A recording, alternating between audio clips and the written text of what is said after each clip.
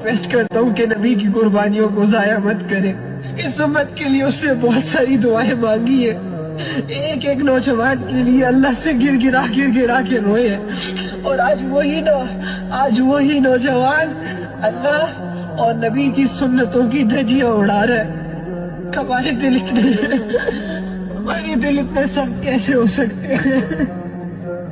हमारे दिल इतने सख्त कैसे हो सकते हैं? हम अल्लाह की मोहब्बत को कैसे इग्नोर कर सकते हैं? प्लीज अपने नबी को शर्मिंदा ना करो।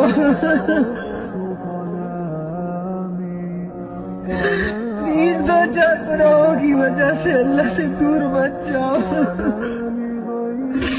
अपनी जिंदगियों को बदल दो प्लीज।